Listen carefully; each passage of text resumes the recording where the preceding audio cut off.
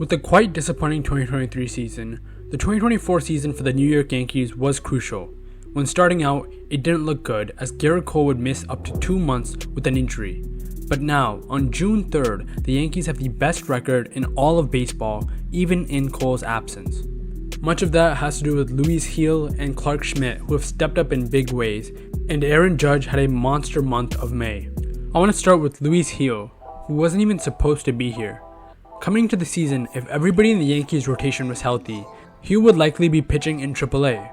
However, Gerrit Cole's right elbow injury in March changed everything for the 25-year-old, who's back after missing nearly 2 seasons after recovering from Tommy John.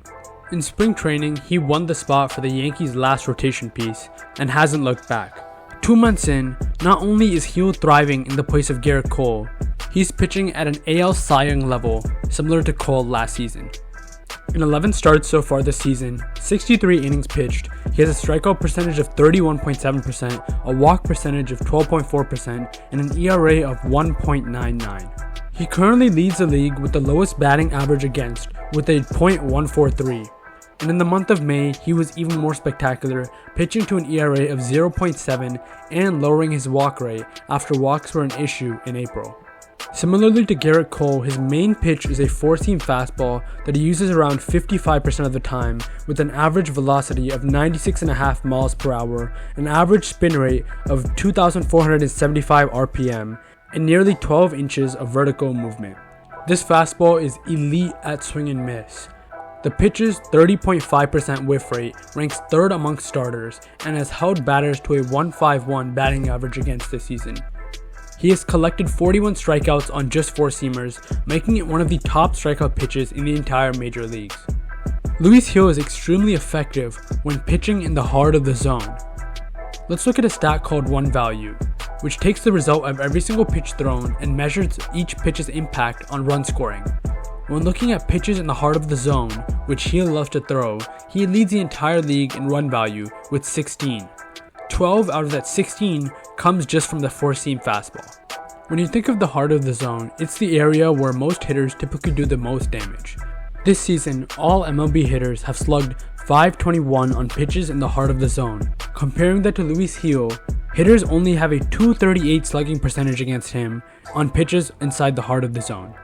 We've talked about the dominance of his fastball. Let's move into his 2 other extremely effective pitches, a changeup and a slider. His changeup at 91.1 miles per hour on average is one of the hardest changeups in the entire majors. Hitters are batting .130 batting average against on the changeup and a batting average of .139 on the slider, with a combined 29 strikeouts on those 2 pitches. When looking at the lowest batting average allowed on breaking and off-speed pitches, this season, Luis Gil ranks 5th in the majors. And all the other 4 guys above him, one of those 2 pitches are their primary pitches. But both of these pitches are his secondary and tertiary pitches. His repertoire is extremely unique compared to all pitchers in the MLB. Luis Gil has been such a revelation for the Yankees this season. When Gerrit Cole returns from the injury, it's going to be a tough decision whether you want to let Gerrit Cole just go right at number 1 or whether you want to keep Gil at number 1 because of all the momentum and great pitching he's had in the past couple starts. Looking at the rest of the rotation, Carlos Rodon and Nestor Cortes have had great bounce-back seasons or bounce-back efforts from their injury-plagued previous seasons. Clarke Schmidt was really good until he got injured very recently. Marcus Stroman has been a great signing. And obviously Gerrit Cole, the reigning AL Cy Young, we know what he can do and what he can bring to the team. And this pitching staff has been one of the best in the entire big leagues. The rotation ranks 1st in the MLB in ERA at .272, 2nd in strikeouts at .314, and 4th in innings pitched at 310 2/3. Now that we've talked about how good Luis Gil has been for the Yankees as well as some of the other starters, let's move it to Aaron Judge and the hitters, and maybe if the Yankees need to make any trades to make a World Series push this season. If I were to describe the Yankees lineup in a couple words, I would say a 2-headed horse, and the 2 heads of that horse are undoubtedly Aaron Judge and Juan Soto. This season, both of them have already racked up near 4 WAR, have WRC pluses above 190, and both have near 20 home runs. The kind of run Aaron Judge is on recently is probably the best, if not one of the best, in his entire career. He just won AL Player of the Month for the month of May, and it was a performance for the ages. He became the first Yankee player to produce at least 14 home runs and 12 doubles in a calendar month. He slashed .361, .479, and .918 with 27 RBIs over 28 games during the month. His start to the season was a little bit slow, a lackluster April, however he rebounded in epic fashion with a ginormous May.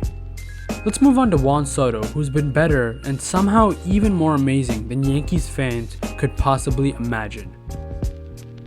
A reminder that this guy is 25 years old, probably the best pure hitter in the entire game of baseball, can hit for power, can hit for contact, has the best eye in the game probably, and now he's an above average fielder. Fielding was one of Juan Soto's biggest hits to his overall game, and this season he's actually been above average. He's in the 91th percentile for arm value and the 66th percentile for outs above average, better than previous seasons. But back to the hitting. In 2024, Juan Soto is doing what he does best. He always gets on base, and he hits the ball extremely hard, has some of the highest barrel percentage in the league, some of the hard hit percentage in the league, never chases any bad pitches, barely strikes out, and walks a ton. What more can you ask for in a hitter who is 25? If I'm Yankees ownership, if I'm the Yankees front office, I am throwing how much ever money it takes at this guy to keep him in the Bronx. You just got Judge back. You're the Yankees, probably the richest team in the entire MLB. If you can throw 500, 600 million at this guy, whatever it takes, literally to sign Juan Soto to be a lifelong Yankee, I mean, he sure as hell loves the spotlight. Remember that first series against Houston? He made so many great moments both on defense and offense to help them sweep the Astros. Like, this guy loves New York and he loves the spotlight. The Yankees should just keep him in New York for probably his entire career, if not the next 10 years where he's going to be in his prime. Let's talk about the other hitters that complement Judge and Soto in this lineup. Starting off with leadoff man Anthony Volpe. The shortstop had a pretty good rookie season last year, hitting 20 home runs and stealing 20 bags. So far this season he's been great. In 60 games he has 6 home runs and 11 stolen bases, good enough for a WRC plus of 129. He's been really good in the leadoff spot, setting the table for these two power hitters that come right up after him. In the cleanup spot, we have Giancarlo Stanton, who might have rejuvenated his career, especially as a Yankee. Purely a DH this season, Giancarlo Stanton has 14 home runs and good enough for a WRC plus of 118. With Giancarlo, you know what you're going to get.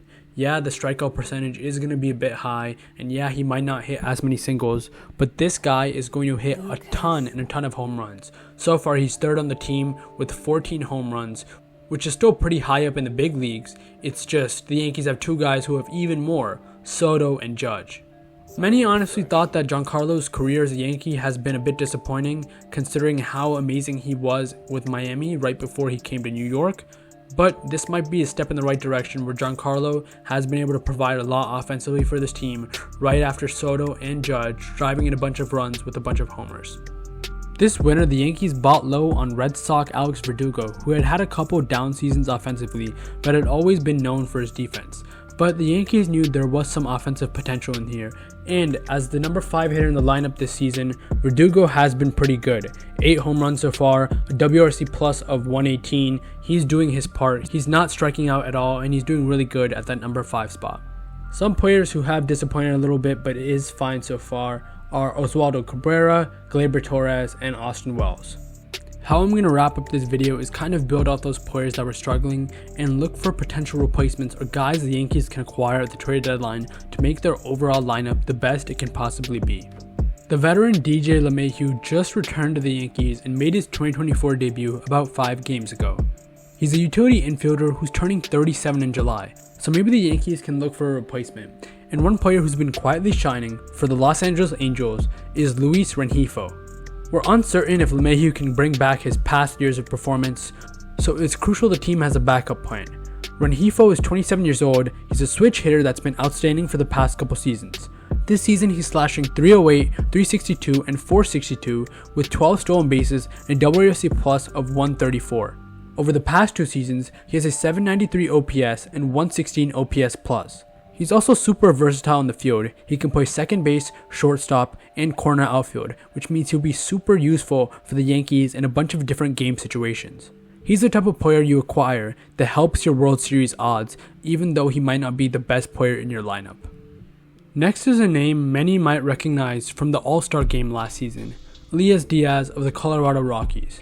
Coming into the season, the Yankees were going to rotate Jose Trevino and Austin Wells at catcher. However, Wells has been extremely disappointing offensively at catcher, and we all know catcher is one of the most physically demanding positions in the entire game of baseball. So in case of an injury or in case of Trevino taking a day off, you want to make sure his spot is filled in the lineup with a consistent and solid bat. And that would be Elias Diaz. Like we've mentioned, Wells can struggle and become a weak spot in the lineup. Over the past 2 seasons, Diaz has been one of the most solid offensive catchers in the entire league. In 2023 and 2024 combined, he has a slash line of 280, 326, and 422 with a 747 OPS. On the defensive end, he ranks 6th in catcher framing runs this season, ensuring that the Yankees will retain a strong defensive performance behind the plate when he steps in. This allows them to have a really good bat in the lineup with a really good framing catcher, and it also gives chance for Austin Wells to continue developing at the AAA level. Another addition to the Yankees can actually be from inside their own farm system, and that would be Jason Dominguez. And so far, the outfield situation for the Yankees has been extremely solid with Soto, Judge, and Verdugo. I mean, you really can't beat that, and there's no spot for Jason Dominguez so far on the Yankees lineup. However, come playoff time, you need an extra man, and he might even slot into the lineup as a DH based on who the hitter is, or he could be a very good pinch hitter. Currently, he's on a rehab assignment and he's been tearing up AA, so that could be a possibility that we could look forward to in the future. In conclusion, the Yankees are already one of the best teams in the entire MLB. Luis Hill, Clarke, Schmidt have set up a very good rotation even without Gerrit Cole, who's going to be returning soon. In terms of the lineup, the top hitters are easily Juan Soto and Aaron Judge, but surrounding them are very good complementary pieces like Anthony Volpe, Alex Verdugo, and Giancarlo Stanton. But there are some additions this team can make: a potential backup or secondary catcher, Jason Dominguez getting called up, or another utility player to replace DJ LeMahieu. This team is still very good already. They lead the MLB in run differential at plus 97. They are 42-19 and have the best record in the entire league, with a 3-game cushion over the Baltimore Orioles for the AL East. This might be the year, with Juan Soto and Aaron Judge together, that the Yankees win their first World Series in 15 years. For this team to turn into a dynasty, the Yankees might just have to extend Juan Soto for how much ever money he wants and throw the bag. Thank you guys for watching this breakdown of how the Yankees have been taking over the MLB in the 2024 season so far and how they can actually get even better. I'll see you guys in the next one. Bye.